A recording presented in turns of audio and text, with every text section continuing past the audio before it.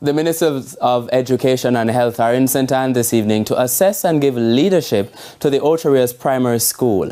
It comes after dozens of students were hospitalized after consuming contaminated sweets. Krista Campbell has our story. How it started versus how it ended.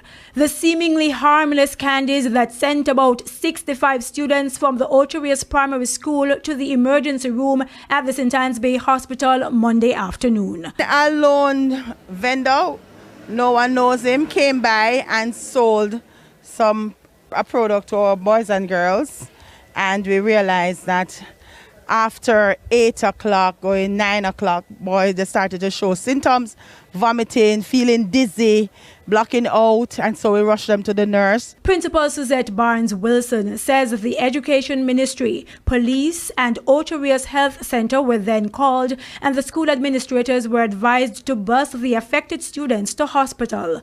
Frantic parents were also called to the school. I'm on 7-day fasting, and my third day I turned to my child, I turned to her and tell her, I said, "Oh, Shira, do not go to school and buy no sweetie or no thing at all. And to eat it full package." And she went to school and her friend gave her a sweetie. While she was chewing the sweetie, she heard my voice come on to her and say, "Remember my mother said if you eat no sweet and spit it out." By mid-afternoon, most of the students started to improve. Some of them are still on drip. I counted just about 15 more, and we are still here at the hospital. She's not too bad at the moment, but she says she feel weak and her head feel heavy. It's not too bad. He said his tongue feels very bitter. I don't know what is bitter on the tongue, but I know it's because of the sweetie. The candy, Sour Belts, made by Demo Hemp out of Southern California in the United States, is actually made from ganja, as shown on the front of the packet by this triangular symbol for Delta, which is a chemical in cannabis and hemp plants. The letters THC are short for tetrahydrocannabinol, which is a chemical substance that can have serious impacts on the body and brain. On the back of the packet, manufacturers note the candy is not approved by the Food and Drugs Administration (FDA) and warns to keep out of reach of children, as it is not intended for use by anyone under 21 years old. Now, thankfully, most of the affected students were released with medication and caution to return to hospital if their symptoms persist. But some parents are concerned about food safety at the school. I would like all vendors to be moved from that gate.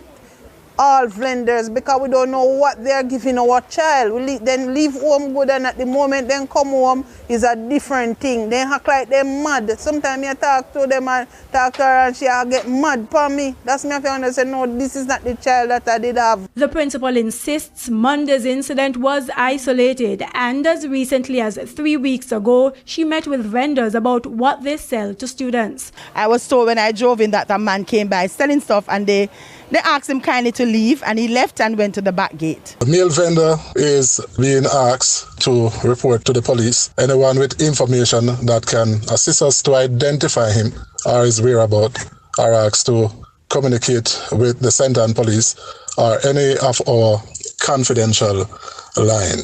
We will now have our bus driver, instead of leaving them at the gate, will be taking them on the compound where we find that they'll be safer. Krista Campbell,